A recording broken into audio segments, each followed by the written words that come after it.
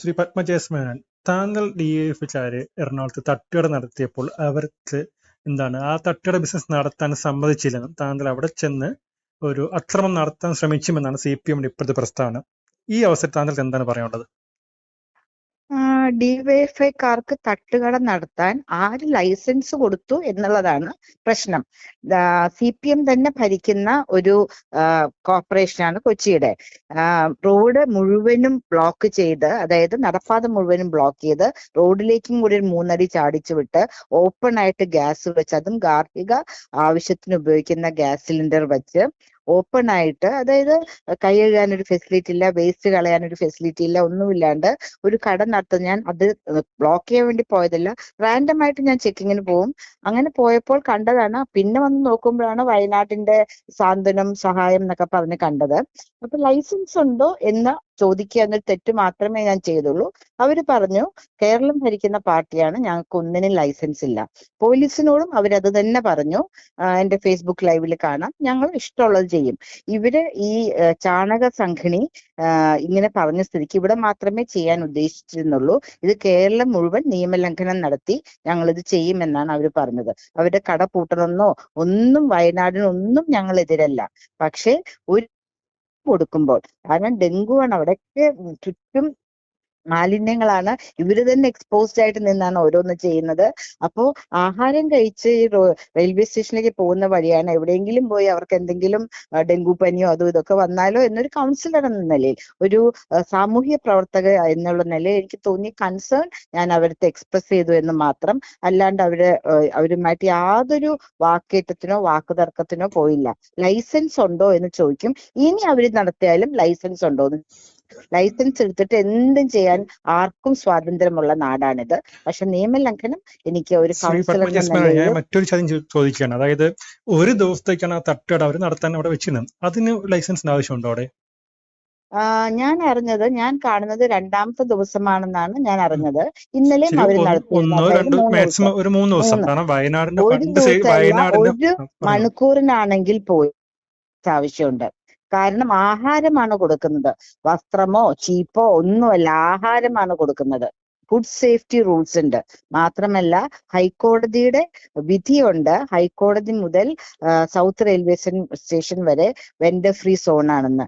വയനാടിനല്ല, എന്തിനും ആയിക്കോട്ടെ, സ്വന്തം വയറ് നിറയ്ക്കാനാണെങ്കിൽ പോലും ആയിക്കോട്ടെ, നമ്മള് നിയമം ലംഘിക്കരുത്. കൊച്ചി നഗരസഭ ഭരിക്കുന്നത് CPM പാർട്ടിക്കാരാണ്. പക്ഷെ ആ നഗരസഭയിലെ മേയർ അറിയാതെ ഇങ്ങനെ ഒരു കച്ചവടം അവിടെ നടക്കൂ? മേയർ അറിഞ്ഞിട്ടുണ്ട്. അതുകൊണ്ടല്ലേ മേയർ എന്റെ ഒരു ഫോൺ കോൾ എടുക്കാത്ത, എന്റെ വീഡിയോനൊന്നും റെസ്പോണ്ട് ചെയ്യാത്തത്. മേയറിന് ഇനി കൈയും കാലും കെട്ടിട്ടോ നീന്തിക്കോളാൻ പറഞ്ഞേക്കാം മേയറോട്. 14 മാസം പുള്ളി വെള്ളത്തിൽ തുടിച്ചു നിൽക്കുകയാണ്. അവിടെ താങ്കൾക്ക് സപ്പോർട്ടായിട്ട് വന്ന ഒരു RSS പ്രവർത്തകനെയും DYFI ക്രൂരമായ മർദ്ദനം നടത്തിയിട്ടുണ്ടായിരുന്നു. ആർക്കെങ്കിലും എതിരെ സപ്പോർട്ട് പറഞ്ഞ ഉടനെ അവര് RSSകാരാവോ? എനിക്ക് ആ മനുഷ്യൻ ആരാണെന്ന് അറിയില്ല. ഞാനിങ്ങനെ ഇവരോട് സംവാദിച്ചുകൊണ്ട് നിൽക്കുമ്പോൾ അവര് പറഞ്ഞു 2 പൊറോട്ടയും ബീഫും എന്റെ അണ്ണാക്കിലേക്ക് കുത്തിക്കയറ്റിയാൽ തീരാവുന്ന ചൊറിച്ചിലേ ഇവർക്കുള്ളൂ എന്ന് പറഞ്ഞപ്പോൾ അടുത്തൊരാൾ നിൽക്കുന്നുണ്ടെന്ന് അവര് പറഞ്ഞു. ഇവരെ കണ്ടിട്ട് ഒരു ഭിക്ഷക്കാരിയാണെന്ന് തോന്നുന്നില്ലല്ലോ, അവരൊന്നും നിങ്ങളോട് ചോദിച്ചില്ലല്ലോ, പിന്നെ നിങ്ങൾ എന്തിനാണ് ഇങ്ങനെ സംസാരിക്കുന്നതെന്ന് പറഞ്ഞു. അപ്പൊ അവര് അടുപ്പത്ത് വെച്ച് എന്നെ ചുടുന്നു പറഞ്ഞു. ഞാൻ പറഞ്ഞു ചുടുവാണെങ്കിൽ എന്നെ കൊല്ലണം, ജീവന്റെ ഒരു അംശം പോലും ബാക്കി വെക്കരുത്, ഞാൻ ശക്തമായി പ്രതികരിക്കുന്നു പറഞ്ഞു.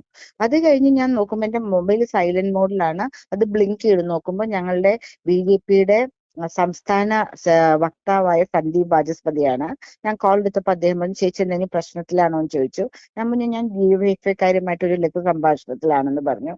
ചേച്ചിയുടെ അടുത്ത് ഒരാൾ നിന്നിരുന്നില്ലേ, അയാളെ DYFIക്കാര് അടിച്ച് മർദ്ദിച്ച് അവശനാക്കി റോഡിലിട്ടേക്കുന്നു, ചേച്ചി അത് പെട്ടെന്ന് അഡ്രസ് ചെയ്യൂന്ന് പറഞ്ഞു.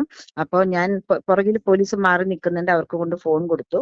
അപ്പൊ അവര് പറഞ്ഞു അദ്ദേഹത്തിന് താല്പര്യമില്ല കേസിലൊന്നും, അദ്ദേഹം പോവാണെന്ന് പറഞ്ഞു.